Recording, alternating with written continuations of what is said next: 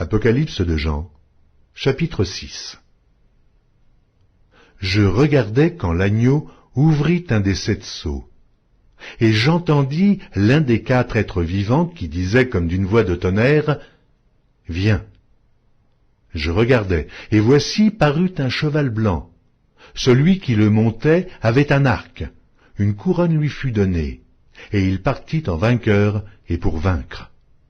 Quand il ouvrit le second sceau, j'entendis le second être vivant qui disait « Viens !» Et il sortit un autre cheval roux.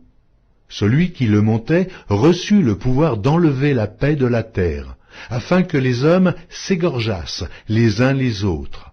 Et une grande épée lui fut donnée. Quand il ouvrit le 3e sceau, j'entendis le 3e être vivant qui disait « Viens !» Je regardai, et voici parut un cheval noir. Celui qui le montait tenait une balance dans sa main. Et j'entendis au milieu des 4 êtres vivants une voix qui disait « Une mesure de blé pour un denier, et 3 mesures d'orge pour un denier, mais ne fais point de mal à l'huile et au vin. » Quand il ouvrit le 4e sceau, j'entendis la voix du 4e être vivant qui disait « Viens !» Je regardai, et voici parut un cheval d'une couleur pâle. Celui qui le montait se nommait la mort, et le séjour des morts l'accompagnait. Le pouvoir leur fut donné sur le quart de la terre, pour faire périr les hommes par l'épée, par la famine, par la mortalité, et par les bêtes sauvages de la terre. Quand il ouvrit le 5e sceau, je vis sous l'autel les âmes de ceux qui avaient été immolés à cause de la parole de Dieu et à cause du témoignage qu'ils avaient rendu.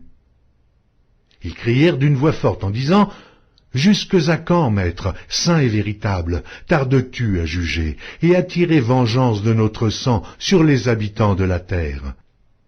Une robe blanche fut donnée à chacun d'eux, et il leur fut dit de se tenir en repos quelque temps encore, jusqu'à ce que fût complet le nombre de leurs compagnons de service et de leurs frères, qui devaient être mis à mort comme eux.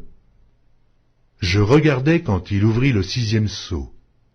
Il y eut un grand tremblement de terre. Le soleil devint noir comme un sac de crin. La lune entière devint comme du sang. Et les étoiles du ciel tombèrent sur la terre, comme lorsqu'un figuier, secoué par un vent violent, jette ses figues vertes. Le ciel se retira comme un livre qu'on roule, et toutes les montagnes et les îles furent remuées de leur place. Les rois de la terre, les grands, les chefs militaires, les riches, les puissants, tous les esclaves et les hommes libres se cachèrent dans les cavernes et dans les rochers des montagnes.